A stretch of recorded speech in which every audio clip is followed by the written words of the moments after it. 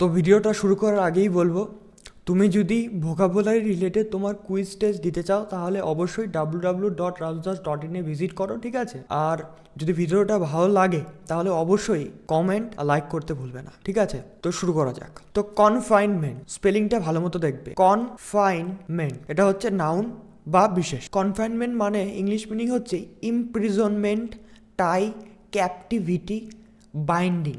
বাংলা মানে দেখলে বুঝতে পারবো আরও ক্লিয়ারভাবে। কারারুদ্ধ অবস্থা, বন্দি দশা, বন্ধন, কারাবাস, আবদ্ধতা। মানে কনফাইনমেন্ট মানে বন্দি একটা দশা, এই দেখতে পাচ্ছ প্রিজনের মধ্যে একটা বন্দি দশা, তো তেমনটাই সেটাই হচ্ছে কনফাইনমেন্ট। তো এক্সাম্পলগুলো দেখলে আরও ক্লিয়ার হয়ে যাবে তোমার। এক্সাম্পল 1 দেখো, they were held in confinement for 3 weeks. তাদের 3 সপ্তাহের জন্য কারাগারে রাখা হয়েছিল। Example 2, her confinement was approaching.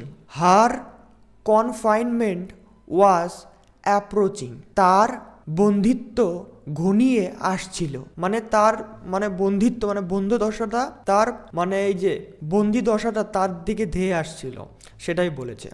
Example 3, he spent 11 years in solitary confinement. তিনি 11 বছর নির্জন কারাবাসে কাটিয়েছে।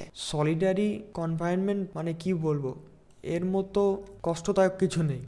যাই হোক, তো তুমি কনফাইন যে আমার স্পেলিংটা আছে আর প্রোনাউন্সিয়েশনটা আছে, তো প্রপারভাবে প্র্যাকটিস করবে। আর তুমি অবশ্যই কমেন্ট সেকশনে কমেন্ট করে জানাও কনফাইনমেন্টের বেঙ্গলি মিনিং তুমি কি শিখলে আর কতটা তুমি মনে করতে পারছো।